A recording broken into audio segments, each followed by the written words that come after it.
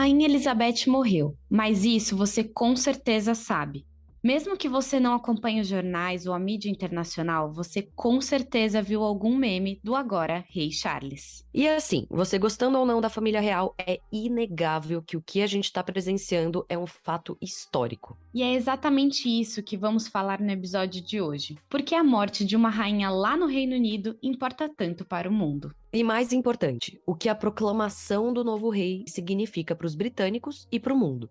No episódio de hoje, a gente contou com duas participações especiais. Falamos com o Bruno Soares, um amigo da Dessa que trabalha na área de economia e mora há mais de 5 anos no Reino Unido. E com o Tanguy Bagdadi, professor de política internacional, co-criador e apresentador do Petit Jornal, que já participou uma vez aqui do Papo de Inter. Então, sem mais enrolações, bora para esse episódio. Eu sou Andressa Isfer. E eu sou Elizabeth Matravolg, e esse é o Papo de Inter. De notre volonté. Make America great again. Poner esos sueños en marcha. Actitud muito produto. Estado de alarma en toda España. We did it, Joe. Como você já sabe, eu e a Beth, a gente tem outros empregos além do Papo de Inter. Claro que o nosso objetivo é um dia viver só do podcast, e é por isso que o seu apoio lá na Aurelo ajuda muito a gente. Mas jabás à parte, a questão é que eu, Beth, trabalho em uma emissora de televisão. E desde o dia da morte da rainha, o clima tem sido um tanto quanto caótico. A notícia da saúde dela já fez com que a redação toda virasse do avesso. Era a gente acompanhando cada passo e cada informação nova. E desde a notícia de sua morte, a cobertura não só aqui no Brasil, mas como no mundo todo, tem sido massivamente focada nos preparativos do funeral da rainha. É caixão indo para a Escócia, é depois caixão indo para Londres, vigílias, agendas e mais agendas do Rei Charles e por aí vai. Mas sejamos bem sinceras, qual a importância de tudo isso para a gente aqui no Brasil, em meio a uma das eleições mais intensas que vimos desde o início da democracia? Ou até mesmo para o mundo, com a guerra na Ucrânia rolando, alta da inflação, crise de abastecimento de gás na Europa, inundações históricas no Paquistão, conflito na Etiópia, enfim. Problema é que não falta. Mas vamos por partes. Nesse primeiro bloco, a gente perguntou pro Tanguy qual a importância da morte da Rainha Elizabeth pro Reino Unido. Escuta só. O que eu acho mais importante na figura da rainha, né, dessa rainha especial, foi exatamente a longevidade dela, né? 70 anos à frente da monarquia britânica, né, à frente dos britânicos. É como se ela fosse uma máquina do tempo. Ela, no fim das contas, governou a partir de 1952 e conseguiu, de uma certa maneira, adiar qualquer discussão acerca de reformas mais abrangentes, porque continuava sendo ela, né? Então, na década de 60, se você quer discutir alguma coisa relacionada à monarquia, imagina-se que na próxima transição isso vai ser feito. Na década de 70, a mesma coisa. Na década de 80, a mesma coisa. Nos anos 2000, a mesma coisa. Nos anos 2010, a mesma coisa. Então, em grande medida, a morte dela acaba precipitando, né, em grande medida, mudanças. E a pergunta que se faz agora, portanto, é que mudanças serão essas? Como que a monarquia britânica, como que a própria instituição família real, a instituição monarquia, vai ser renovado? Porque vai ser renovado, né? Não há muitas dúvidas. Quando a gente olha para o passado, dá a impressão de que mas sempre teve monarquia passando por mudanças, né? Passando por rediscussões, que são sempre paulatinas. Mas quando a gente tem um período tão longo como esse, né, 70 anos, sem mudanças muito claras, foram mudanças sempre muito, muito graduais, naturalmente há um espaço muito grande para novas mudanças.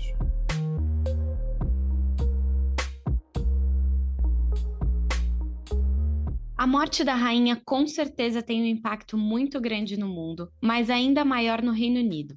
Há quem diga, inclusive, que agora o país vai passar por uma nova era. Para quem não sabe, só um resumo para vocês, a Rainha Elizabeth e agora o Rei Charles são os chefes de Estado do Reino Unido. Ou seja, por mais que eles não tenham um poder direto de decisão na política ou economia, já que isso cabe ao primeiro-ministro, a monarquia britânica representa uma unidade desse reino. O Reino Unido é formado por 4 países: Inglaterra, Irlanda do Norte, Escócia e País de Gales. Tirando a Inglaterra, todos os outros países têm movimentos fortes de separatismo. A Irlanda do Norte, por exemplo, divide a liderança liderança do parlamento local entre o partido pró-União e o partido pró-separatismo. E querendo ou não, a monarquia não é só para casamentos reais e fofocas nos tabloides. Como o próprio Tanguy disse, durante 70 anos a Rainha Elizabeth manteve essa unidade, que é extremamente questionável agora que Charles, uma figura não tão icônica, assumiu o trono. Elizabeth passou por 15 primeiros ministros, entre eles Winston Churchill e Margaret Thatcher. Não é à toa que Charles foi proclamado rei na Inglaterra e depois foi certificado nos outros países. As primeiras agendas dele foram inclusive na Escócia, Irlanda do Norte e por fim no País de Gales. Charles foi por muitos anos o príncipe do País de Gales também. E Charles mal assumiu já enfrentando um baita desafio. Primeiro pela situação que o país passa como um todo. Crise econômica, de abastecimento por causa do calor surreal e por aí vai. Mas em segundo lugar, exatamente por essa imagem não tão estável como a da rainha.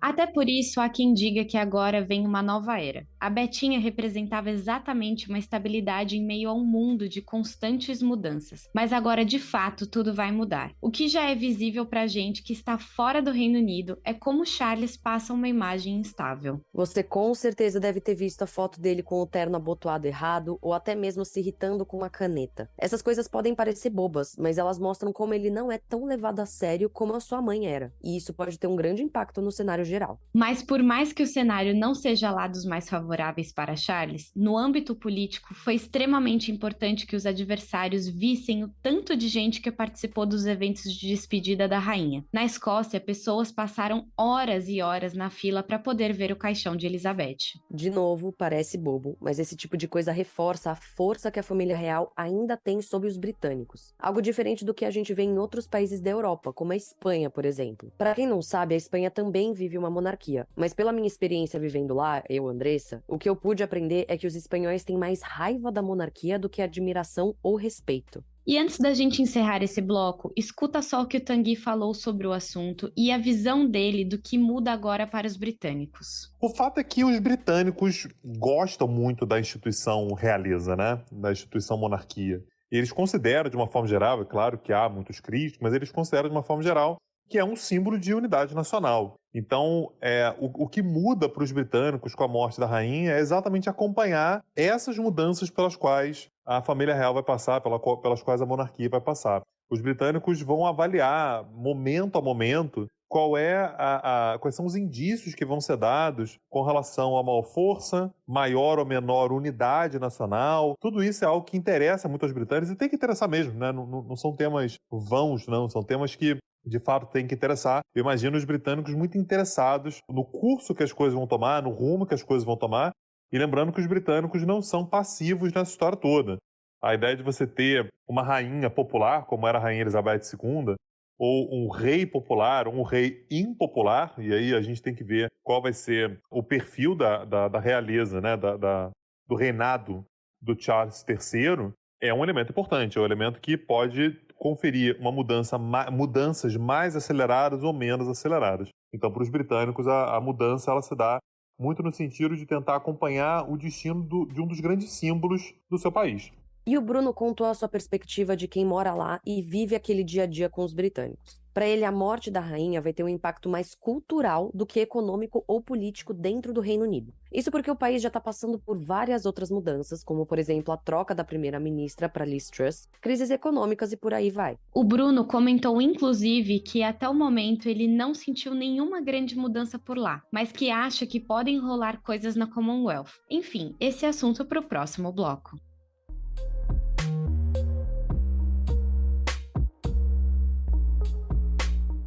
A rainha não era só chefe de Estado do Reino Unido, mas também de outras 14 nações, que são conhecidos como os reinos da Commonwealth. Dos 14, 9 estão nas Américas e 5 na Oceania. E a gente não tá falando só de países pequenos, mas nessa lista a gente tem Canadá, Austrália e Nova Zelândia. Lembrando que a Commonwealth é uma associação voluntária de 56 países, onde 14 têm a monarca como chefe de Estado e os outros não. Charles é chefe da Commonwealth, mas não porque ele é rei, e sim porque ele foi designado desde 2018. O grupo, na real, é focado em promover comércio, cooperação internacional, além de questões sociais e ambientais. E assim como no Reino Unido, a Elizabeth foi extremamente importante para manter a unidade da Commonwealth. Ela assumiu o trono já vendo a galera toda ficar independente, mas com um esforço, ela logo no início do seu reinado ofereceu seu apoio às nações, que passou de 8 para 56 membros. Ou seja, a véia era braba. E assim, não estamos falando aqui se isso foi bom ou ruim.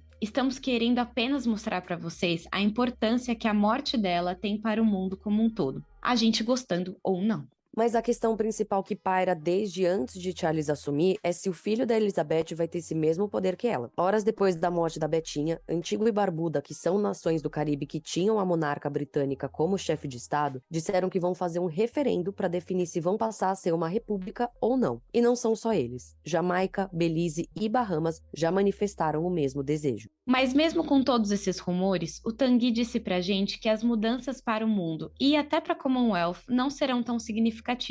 Escuta só o que ele contou pra gente. Para o mundo, por sua vez, eu vejo muito pouca mudança. Levando em consideração que grande parte dos países do mundo são repúblicas, né? Repúblicas mais funcionais, menos funcionais, mas ainda assim repúblicas. Então, eu vejo uma mudança muito, muito pequena, muito mais a nível de curiosidade.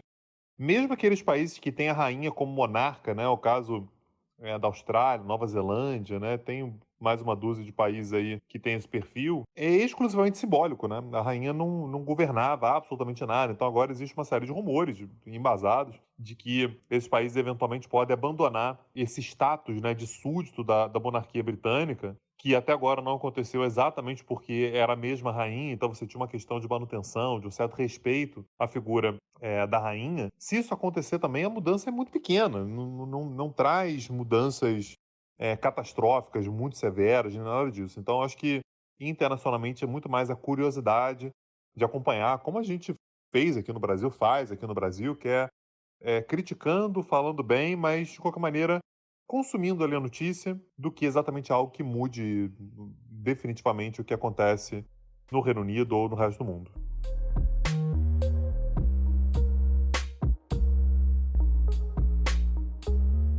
Antes de encerrar esse episódio, a gente queria agradecer mais uma vez o Tanguy por ter participado e o Bruno por ter tirado um tempinho também para conversar com a gente sobre o que tá rolando com relação a esse assunto. E é claro que a gente espera muito que vocês todos tenham gostado desse episódio. E não esquece de seguir a gente lá nas redes sociais, no @Papo de Inter Podcast, tudo junto no Instagram, e no @Papo de Inter lá no TikTok. Além da divulgação dos nossos episódios, a gente também traz notícias lá nos Reels e TikToks e vídeos e etc.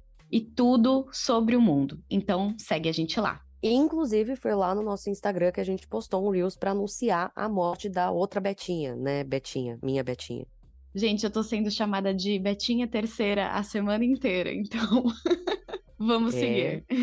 Cuidado aí. Mas enfim, lembrando também que o Papo de Inter está na Aurelo, que é uma plataforma de streaming muito bacana que remunera os podcasters. Se vocês puderem ouvir os nossos episódios por lá, isso ajuda muito a gente. E, além de tudo, a gente também tem alguns conteúdos exclusivos que a gente publica na Aurelo. Então, entra lá no nosso perfil, acessa os planos de apoio, escolhe qual for o melhor pra você e fica de olho, porque tem newsletter, tem episódio especial, enfim, tem muita coisa bacana. É isso, gente. O que não falta é Papo de Inter. Então, até o próximo episódio. Até a próxima!